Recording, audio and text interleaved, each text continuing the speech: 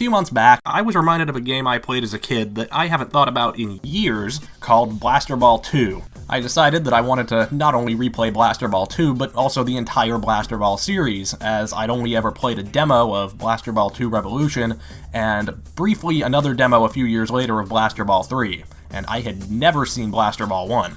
Well, it turns out that playing this nearly 15-year-old casual game series was a bit more of an undertaking than I would have expected. So today I'm going to be reviewing the entire Blasterball trilogy, because I'm not sure anyone else ever has. Now, a bit of context before we go any further. Blasterball is a series of Breakout/Arkanoid clones developed and published by a company called Wild Tangent. You might be familiar with these guys if you've ever owned a cheap, pre-built computer from Dell or HP. Wild Tangent's game demos are often part of the bloatware that comes pre-installed on these machines, with Blasterball 2 being one such piece of bloatware that was installed on my grandparents' computer probably around 2005, which is where I first played it. It's also worth noting that Wild Tangent has never put out physical copies of any of their PC games, the only exception being their most popular title, Fate. Their business model seems to have always relied primarily on selling ad space in their games, as well as selling keys to unlock the full versions of their game demos. Now on to the review, starting with Blasterball 1. Except not quite, because I ran into about a dozen roadblocks in trying to play this game. To start with, Wild Tangent Games no longer sells Blasterball 1. Blasterball 2 and 3 are still available on their current website, but Blasterball 1 is nowhere to be found. Google searches for Blasterball 1 weren't much more help either, but I did manage to eventually track down a working copy of this game.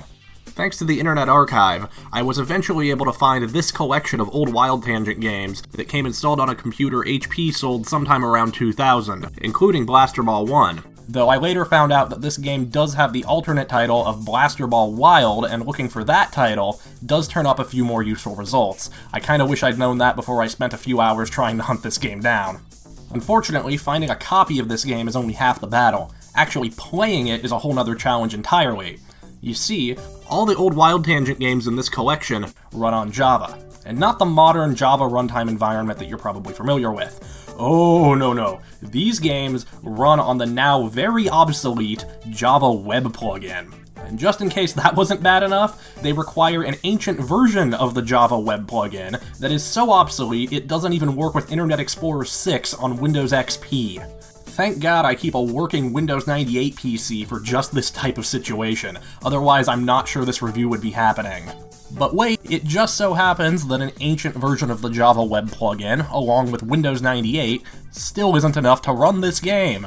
All these old Wild Tangent games also require the Wild Tangent web plugin to be installed, which just so happened to not be included with this collection of games.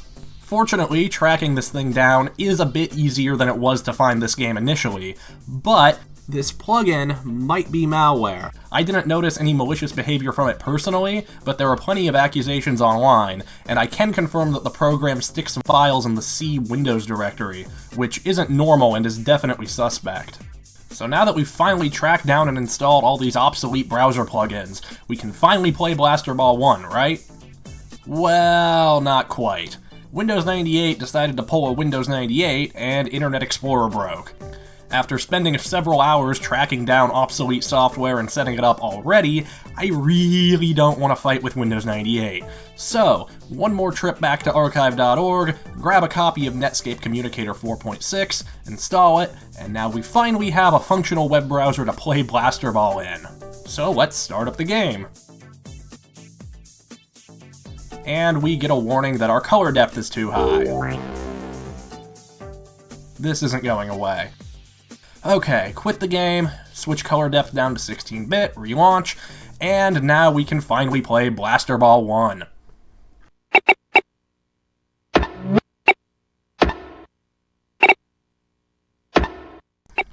This game was so not worth it.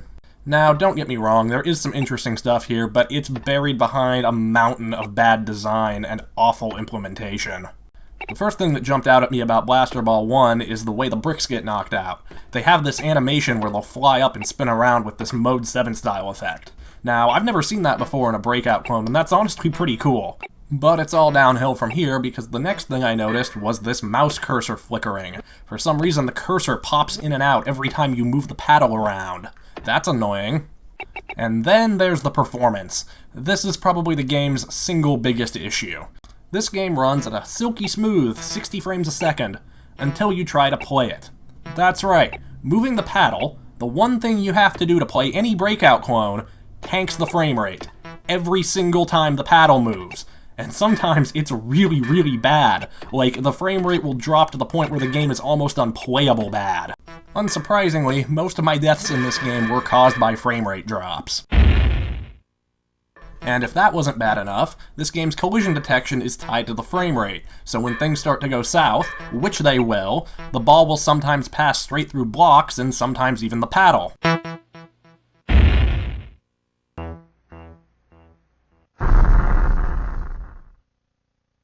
And just in case anyone is thinking that it might be my computer, I'm playing this on a 400 MHz Pentium 2 with a Voodoo 3 3000 graphics card. This machine was pretty high-end for the time and should have no problem handling a simple browser game. Performance issues aside, Blasterball 1 feels like a game with potential. It has some interesting ideas that it brings to the table, but most of them are unpolished or poorly implemented in some way. The items are probably the best example of this. Blasterball uses a pretty standard Arkanoid-style item system. Items fall out of random blocks when they get hit, and you have to pick them up with your paddle before they fall off the screen.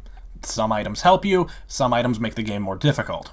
The problem is the icons are small and it's not always clear which item is which, or even what they all do when you grab them. There's a distinct lack of audio-visual feedback when you grab an item. Some items do place an icon on the paddle, so it's usually easy enough to figure out what those do with a bit of trial and error.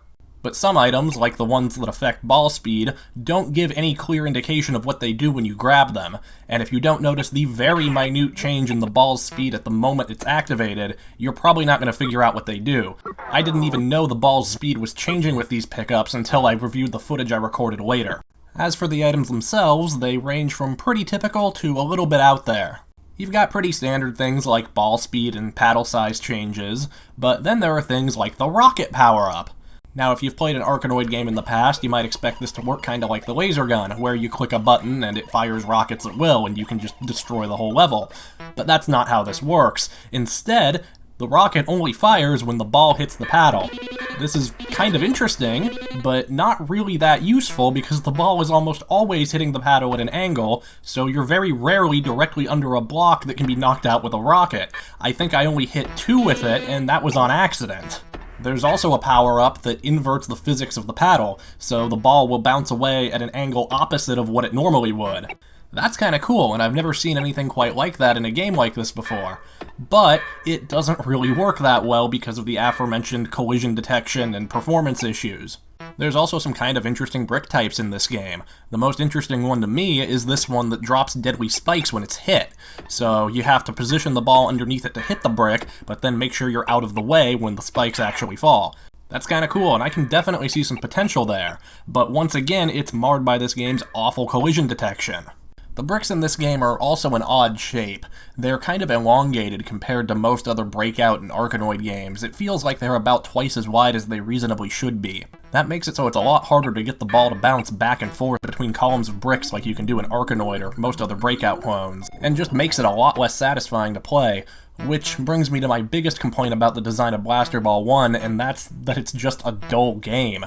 Because of the shape of the bricks and the fact that the ball moves at about half the speed it feels like it should, likely to compensate for the collision detection, this game is just slow. For every moment of excitement, there's 2 or 3 that I'm just waiting for the ball to finish bouncing around to take another shot. It is really, really tedious. There's also no music, the game background never changes, and the sound effects are pretty dull. The blandness of this game, combined with the fact that there's no continue system, made it so I didn't really want to keep playing once I game overed on level 14. And looking up gameplay footage on YouTube, I don't think I'm really missing a whole lot anyway. Besides, I've got 2 more games to cover in this video, and you can play this thing yourself if you really want to. I'm moving on. Next up is Blasterball 2 Revolution.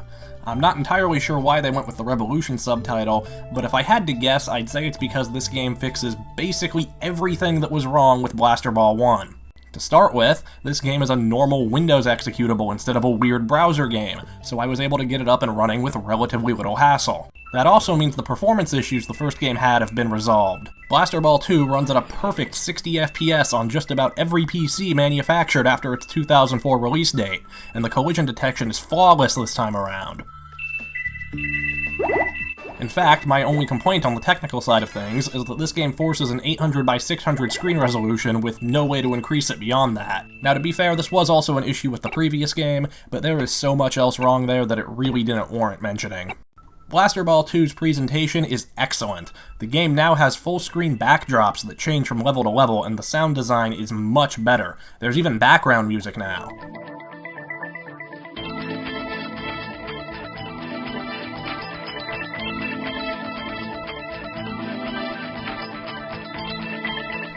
My only complaint is that the ting sound the ball makes when it hits something can get kind of annoying after a while.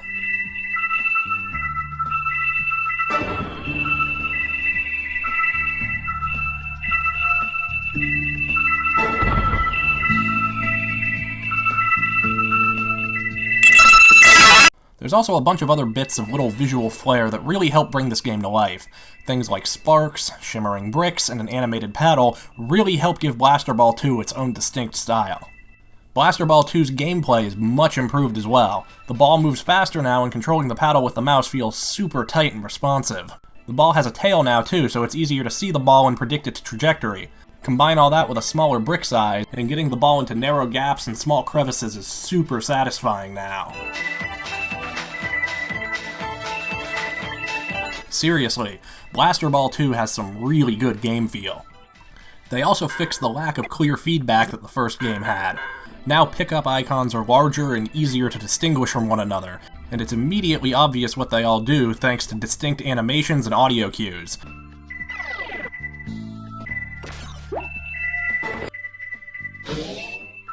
And if you still can't figure out what something does, the game will straight up tell you with a bit of text that pops up at the bottom of the screen when you grab an item. And while on the topic of items, this is one area where Blasterball 2 seems to have scaled back its ambitions a bit compared to its predecessor. The more conventional pickups like speed, paddle size, sticky paddle, etc. are all still here, but the more experimental items are all gone, and everything they've added feels like it was ripped straight from Arkanoid. That's not to say that anything here is bad, however. On the contrary, all the items this time around feel great to use, and even the ones that make the game harder are usually still fun. Items can also work off each other now in ways that make the game absolutely ridiculous.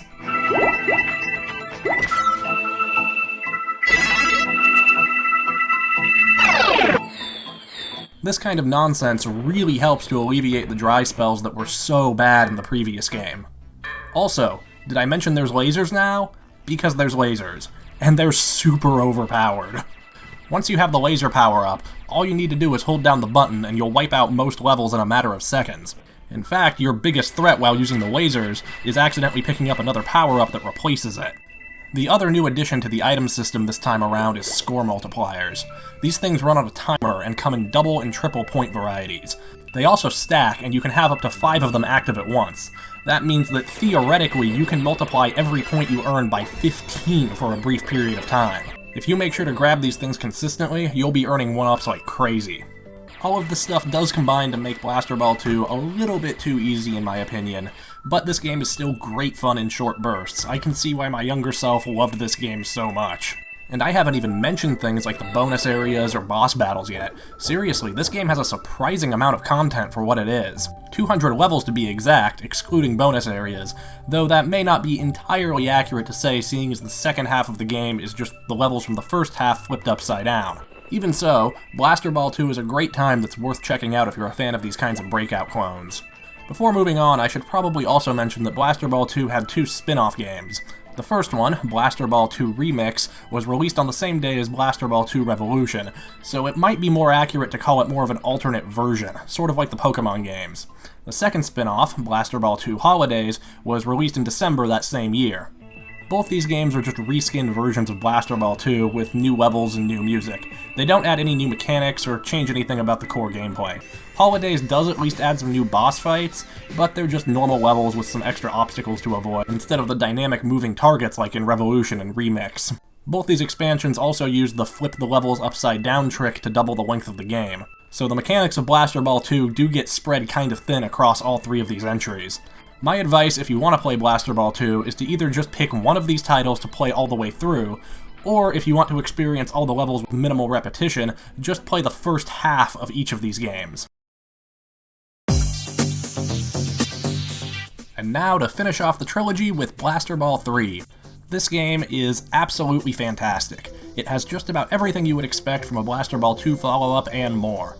I'm pretty sure that Blasterball 3 is using an updated version of Blasterball 2's game engine, because the basic game feel is nearly identical. But now, there's support for multiple screen resolutions, which is greatly appreciated. Unfortunately, I ran into a technical issue almost right away with this one. This game seems to have a bug that causes the mouse cursor to want to constantly crawl up the screen. At first I thought there was something wrong with my mouse, but no, it's the game itself. Fortunately, the gameplay only relies on the mouse's horizontal axis, with one exception that I'll get to later, so for right now the game is playable, but the menus are a pain in the ass to navigate. Presentation-wise, Blasterball 3 is dated, but in the best kind of way.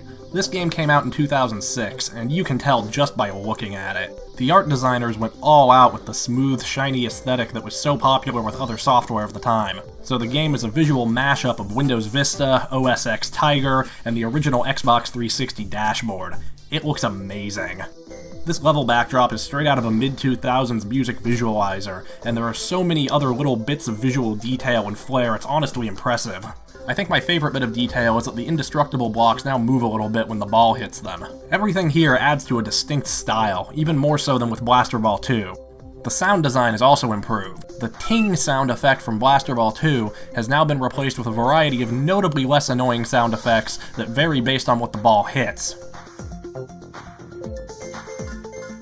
The music is better this time too, and if you don't like what's provided, you can use any MP3 file as background music now, which you'll be kindly reminded of every time you go to start a game.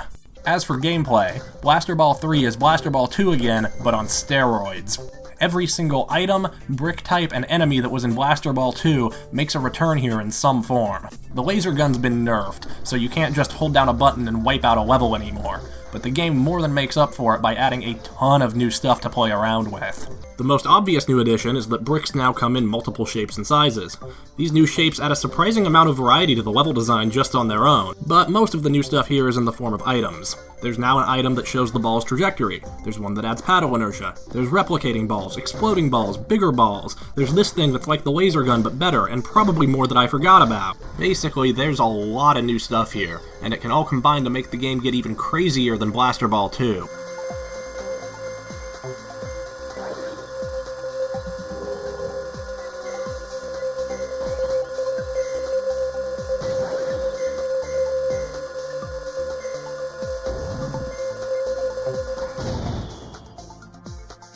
There's also an item now that lets you move the paddle up and down in addition to side, and this is where that mouse cursor bug I mentioned earlier becomes a problem.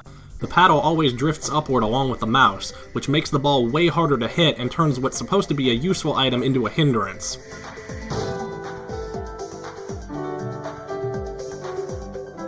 But I still haven't talked about the best part of Blasterball 3, and that's the addition of gravity. There's two new types of indestructible bricks in this game. One that pulls the ball towards it, and one that pushes it away. There's also a new enemy type that does the same thing. All these obstacles cause the ball to swerve and veer off course if it gets too close, and once these things are introduced, working around these force fields quickly becomes the biggest challenge in the game. Pulling off a tricky shot around one of these things is also super satisfying and looks slick as hell. The addition of this one mechanic is what takes Blasterball 2 from being just a really good arcade game to being probably the best Breakout clone I've ever played in my entire life. With that in mind, it should come as no surprise that I think all the bosses are excellent this time around. They all have unique designs and make good use of all the mechanics that Blasterball 3 has on offer. Boss attacks don't instantly kill you this time either like they did in Blasterball 2. Instead, they just apply temporary status effects to your paddle. I really like this because it increases the difficulty of the boss battles without resorting to the cheap deaths some of the bosses in Blasterball 2 use. I particularly like this Ice Cube boss, because he only drops icicles that freeze your paddle whenever you hit his weak spot. This, to me, feels like a full realization of the potential I saw in the falling spike blocks back in Blasterball 1. The only downside with the bosses is that they all get reused during the second half of the campaign, and the boss fights are only every 10 levels apart now instead of every 20 like in Blasterball 2, so this feels really unnecessary. And that leads me on to my biggest issue with Blasterball 3, and that's that it's only 100 levels long, excluding bonus areas. It doesn't even flip the levels upside down to pad out the game like Blasterball 2 does. Now, while Blasterball 2's mechanics started to wear a little thin over 3 games and 600 levels, Blasterball 3 has so much more going on that 100 levels just doesn't feel like enough. The game is regularly introducing new items and mechanics all the way up until the last 10 levels or so. There's definitely room to iterate more on what's here. Now, it's clear the developers tried to make up for a shorter campaign by including a level editor and hosting a website for community-made levels, but I really don't feel like this makes up for the lack of additional campaigns or expansions. I tried out a few user-made levels, and the quality of them varies wildly. Most of the ones I tried were significantly more challenging than the developer-made levels, with most of them being downright sadistic. Even though Blasterball 3 isn't as long as I'd like, what is here is absolutely fantastic, and if you're a fan of Breakout clones, you definitely owe it to yourself to check this one out. Now, you may remember back towards the beginning of the video I said this. It's also worth noting that Wild Tangent has never put out physical copies of any of their PC games, the only exception being their most popular title, Fate. Well, unfortunately, that means you're not going to be finding any used CD-ROM copies of Blasterball 3 floating around, which sucks because I would absolutely love to have a physical copy of this game. Luckily, Wild Tangent is still around and is still selling both Blasterball 2 and 3. Unfortunately, they're only available through the Wild Tangent Games client. This client is frankly awful. It's literally just a crappy web browser with some DRM wrapped around it. As far as I can tell, it's not potentially malicious the way the Wild Tangent Games plugin was, but it is still borderline adware and straight up admits that it sells your data to third parties. So I wouldn't really blame anyone for not wanting this thing anywhere near their computer, much less their credit card information. But hey, at least it has a shopping cart! Epic Games Store! So, in conclusion, on a scale of 1 to 10, I give Blasterball 3 a 6.5, I give Blasterball 2 a little over a 5, and Blasterball 1, as well as the Wild Tangent Games client, get a 3.5. Anyway, I think that just about wraps it up for this video. If you liked it, give it a like, subscribe, all that usual crap. Anyway, I'm gonna go. Bye.